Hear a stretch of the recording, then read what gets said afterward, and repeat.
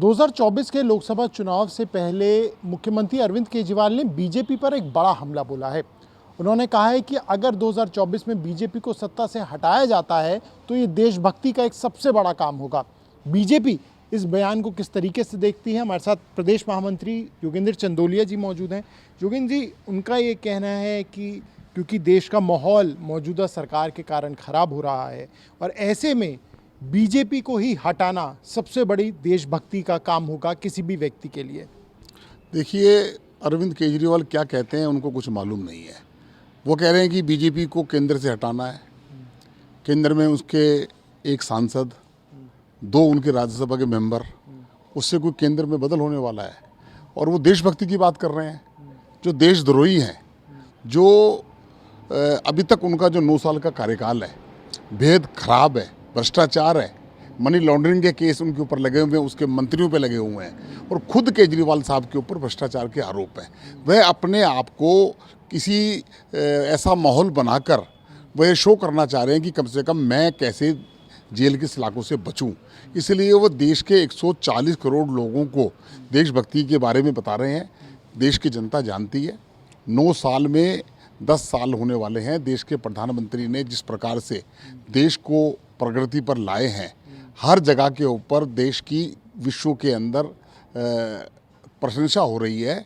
इसकी वो बौखलाहट है। लेकिन भले ही लोकसभा और राज्यसभा में उनके अभी मेंबर्स कम हों, लेकिन 2 प्रदेश में उनकी सरकार मौजूद है और इंडिया अलायंस में भी एक महत्वपूर्ण भूमिका में वो हैं। तो ऐसी स्थिति में उनका ये बयान काफ़ी ज़्यादा मायने भी रखता है और काफ़ी मुखर होकर ये बयान उनका सामने आया है। देखिए, वो उनके बेशक 2 जगह सरकार हो, दिल्ली की सरकार लोग देख ही रहे हैं। एक उनका, 2 उनके मंत्री हैं, एक सांसद अंदर है। अब केजरीवाल जी की बारी है। केवल अपने आप को ये ड्रामा कर कर वह सुर्खियों में आना चाहते हैं कि बीजेपी पर आरोप लगाकर। कुल मिलाकर पंजाब की स्थिति जो है, मुझे उस पर कुछ नहीं कहना। पंजाब के अंदर हाहाकार है। पंजाब की जो हालत उन्होंने की है, लोग हर जगह दुखी हैं। तो हमारा तो मानना ये है कि केजरीवाल साहब जो है, चाहे वो किसी भी गठबंधन में रहें, उनकी भी उस गठबंधन में कितनी आवश्यकता है और वो गठबंधन भी टूट के कगार के ऊपर है।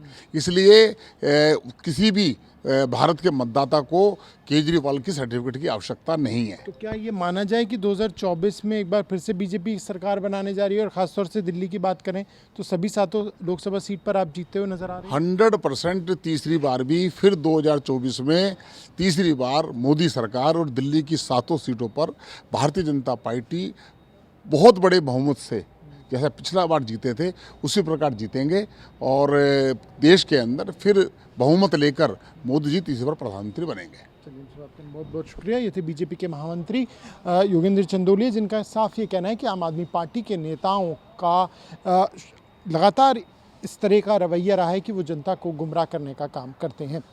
कैमरा पर्सन पिंटू के साथ प्रणय शर्मा, टोल टीवी, दिल्ली।